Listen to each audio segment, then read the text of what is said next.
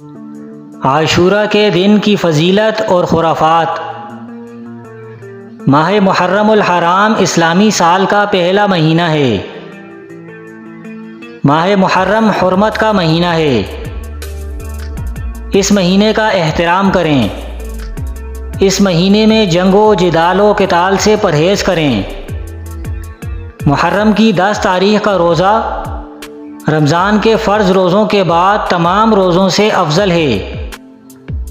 10 محرم الحرام کا روزہ رکھنے سے سال گزشتہ کے گناہ معاف ہو جاتے ہیں۔ 10ویں تاریخ کے ساتھ 9ویں یا 11ویں تاریخ کا بھی روزہ رکھیں۔ ماہ محرم میں روزوں کے علاوہ کوئی نفلی عبادت کا ثبوت قرآن و حدیث میں نہیں ہے۔ ماہ محرم کو غم کا مہینہ ماننا قطعی غیر اسلامی خیال ہے۔ ماہ محرم میں شادی وغیرہ، خوشی کی تقریبات وغیرہ تمام کام کیے جا سکتے ہیں۔ 10 محرم عاشورہ کو اپنے گھر والوں کے لیے اچھے کھانے کا اہتمام کرنے کی کوئی فضیلت صحیح حدیث سے ثابت نہیں ہے۔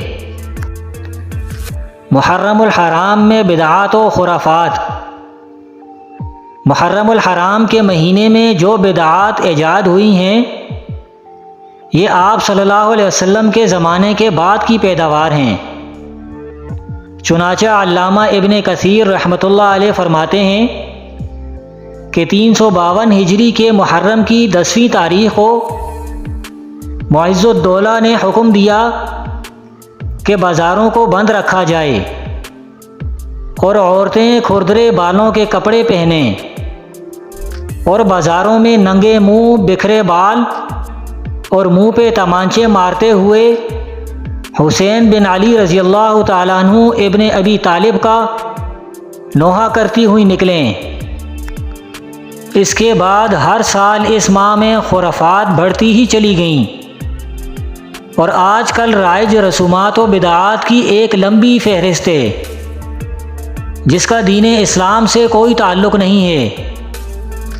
مثلاً بین نوحہ کرنا، مرثیہ پڑھنا، ماتم کرنا، تعزیہ علم نکالنا، شادی نہ کرنا، بیویوں سے ازدواجی تعلق قائم نہ کرنا، بچے کی پیدائش کو منحوس سمجھنا، چارپائیوں کو الٹا دینا، سیاہ لباس پہننا، شادی شدہ عورتوں کا اپنے والدین کے گھر ضرور آنا، حلیم پکانا، شربت بانٹنا، خاص اعتقاد اور حیت سے روٹیاں، شیرینی اور پانی تقسیم کرنا وغیرہ وغیرہ، بلکہ یہ چیزیں واجب الترک ہیں۔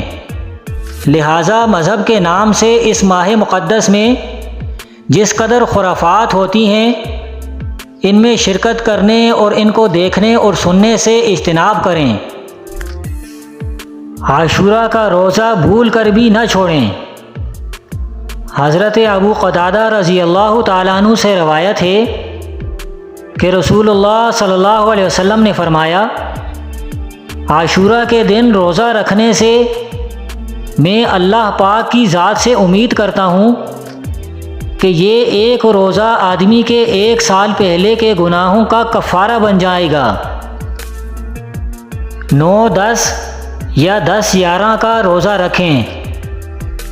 عبداللہ بن عباس رضی اللہ تعالیٰ عنہ کہتے ہیں کہ جس وقت رسول اللہ صلی اللہ علیہ وسلم نے عاشورہ کے دن کا روزہ رکھا اور ہمیں بھی اس کے روزہ رکھنے کا حکم فرمایا تو صحابہ کرام رضوان اللہ علیہم اجمعین نے عرض کیا، اللہ کے رسول صلی اللہ علیہ وسلم، یہ ایسا دن ہے کہ یہود و نصارہ اس دن کی تعظیم کرتے ہیں اور اس دن روزہ رکھتے ہیں۔ یہ سن کر رسول اللہ صلی اللہ علیہ وسلم نے فرمایا، اگلے سال ہم 9 محرم کا روزہ بھی رکھیں گے، لیکن آئندہ سال نہیں آیا کہ آپ وفات فرما گئے۔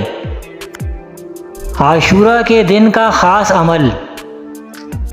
سال بھر رزق میں وسعت و خیر و برکت، سیدنا عبداللہ بن مسعود رضی اللہ تعالیٰ عنہ کہتے ہیں، حضور پاک صلی اللہ علیہ وسلم نے ارشاد فرمایا کہ جو شخص عاشورہ کے دن اپنے اہل و عیال کے کھانے پینے میں خوب زیادہ فراخی اور کشادگی کرے گا، اللہ کریم سال بھر تک اس کے رزق میں وسعت اور خیر و برکت عطا فرمائے گا۔ حضرت سفیان ثوری رحمۃ اللہ علیہ نے فرمایا کہ ہم نے اس کا تجربہ کیا تو ایسا ہی پایا۔ 10 محرم الحرام کی چند خصوصیات۔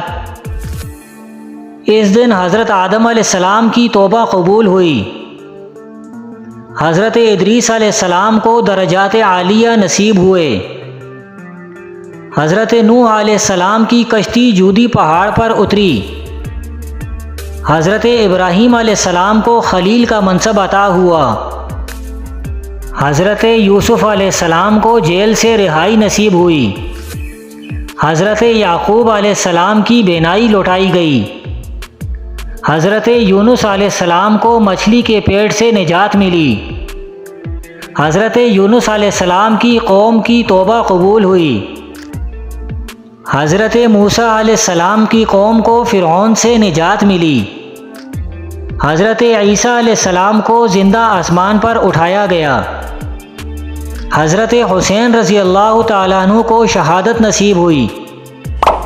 زمانہ جاہلیت میں اہل مکہ خانہ کعبہ پر غلاف چڑھایا کرتے تھے، اس تاریخ کو قیامت قائم ہوگی۔